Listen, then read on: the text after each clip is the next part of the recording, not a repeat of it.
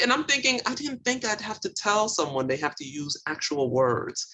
But that is how young people, and they're not that young. This person's probably in their early 30s, right? Okay. And so I just wanted to highlight that point. We have to be mindful. These 20-year-olds graduating from college, 20 somethings coming out of law school, they're going to big law firms like where you are and where I was. And they got to understand your supervisor does not communicate that way. So Yeah. when we're talking about effective communication, not only do you have to do it, you have to recognize that you don't have the skills and you need to ask, how do you want me to communicate with you? So Yeah. that it's clear and Absolutely. concise. Yeah, so that's a good point. Yeah. And tied to that, another characteristic is interpersonal relationship skills. A talk that I'm going to be giving soon at a law school actually has to do with healthy boundaries and relationships because administrators are saying to me, I don't know what happened, and maybe this is a kind of a layover from COVID, but the ability for people to have healthy relationships and to set healthy boundaries is just disappeared.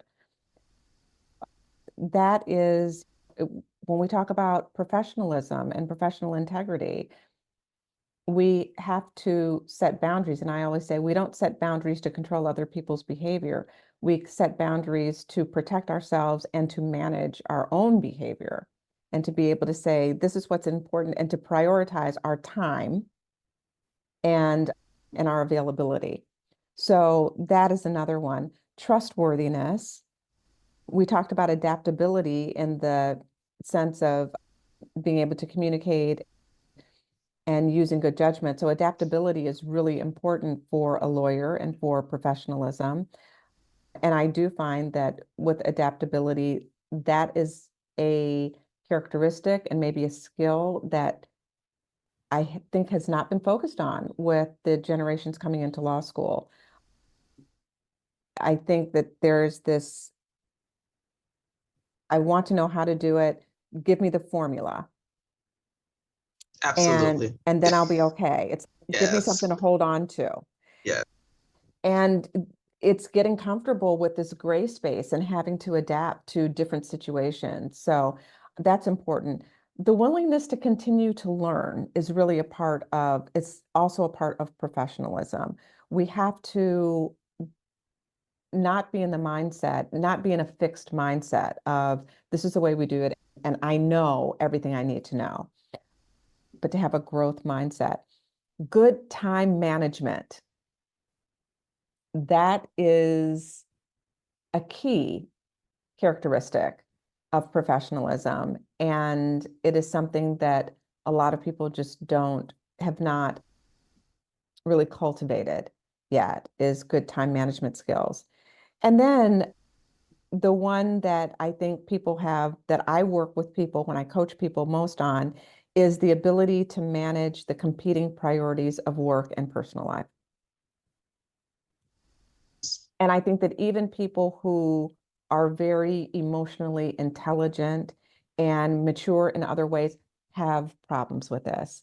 It is just, it's so easy to get sucked in to work and to not know how to get off of the treadmill. So I Yeah. think that is something that people really struggle with. And then the last thing that I will mention as a is something that we don't always see, but I believe needs to be a characteristic and should be is compassion. We need to thread compassion through everything that we do, and even making hard decisions and having difficult conversations with people and telling people things that they may not want to hear, and even presenting an argument and really zealously representing our client, we can still do that with compassion.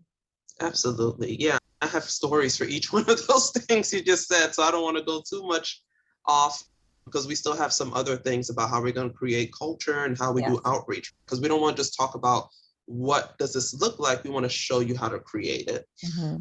The compassion is so important. And one thing I do as a professor is I share personal stories about how I incorporated compassion into my work. Because when I was at the big law firm, I was doing collections and debt and bankruptcy and representing the creditors.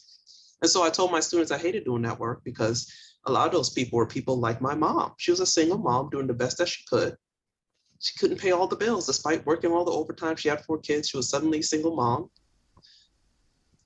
And there were too many things out of her control. So she did the best that she could.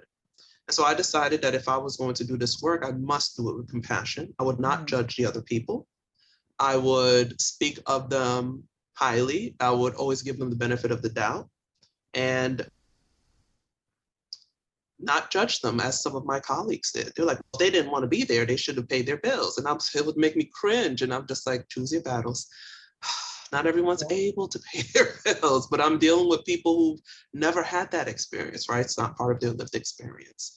And the other thing is with the boundaries and the time management, that is something I coach students with a lot. I've had a student, it's the second or third term that I have a lot going on, professor, because I'm like, why haven't you done all the things I told you to do well in the class? I have a lot going on. Law school is supposed to be what you have going on. So I need you to take a hard look at whatever else is going on. If it's not like your faith and your family and your physical and mental health, it needs to get off your agenda. And then I always tell them, you don't have to tell me all your business, but if every time you come to me it's with an excuse about why you did not do what you needed to do, what do you expect my response to be? And I think it's like you said, they're expecting, oh, poor you. Yeah. And I'm like, that you can't be a lawyer doing that, because and my question to them is always, what are you going to do when you're practicing law and you have these deadlines and you have to be in court and you have to file motions and things? The judge is not going to care about what accommodations you have in law school, what your physical and mental health is going to be. I have seen some really tough motions where people are basically begging the court for extensions and things like that, and they're putting it all underlined in their medical records, and the answer was no. Yeah. And so you have to this is the time to learn it. And that's what I want. If you're a law student or a new lawyer, please understand this is a time when you're learning how to do all of this. And so embrace making mistakes, but learn from them. Because like you said, that was very brave of you, a second-year attorney, to go to your partner and say that. Yeah. Oh, trust me, I can't tell you how many times I practiced it. I was on the phone with my mother. I'm saying, okay, this is what I'm going to say. Yeah. But I knew there was something. I think that I was so afraid of messing something up. And I thought, oh my gosh, I don't want to be responsible for the firm getting sued for malpractice or something because I've done something that I didn't even know. And so I thought I have to do this or I have to quit. Wow. Yeah. And I thought, well, I'm not going to quit. So I'm going to have this conversation. And he actually really respected it. He really did. He was like, oh, okay, thank you. All right, let's get you some help. Yeah. And then that's what I was saying earlier, because when I say that when you're in big law firms in particular, the managing attorneys, we're not trained to manage other people. They just have been there the longest. And then people think I'm insulting them. I'm not. Anyone who's worked at a big law firm knows they don't train people on how to manage people. They just give you a bunch of work. And then you're just trying to offload the work. And if somebody's taking it, you're happy because now you can actually focus on your work.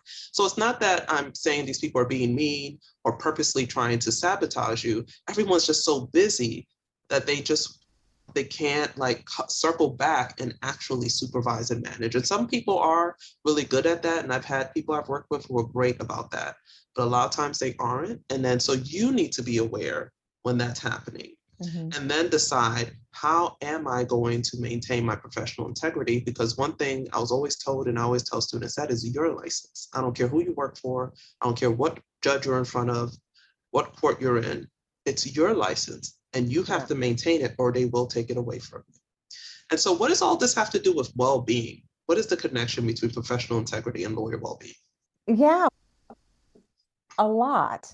And so when you are living and working in integrity, it promotes your well-being. Think about that. When you're doing something in your life, in your work life, in your personal life, that's just not in alignment, it just feels wrong inside. It feels like I'm making decisions that are really going against what I believe in or what I know is right, or something's going on at the firm or in your workplace and it's a little shady and it just doesn't feel good. And you're in it maybe you're not in a decision-making place, but it just doesn't feel good. What does that do? That causes stress.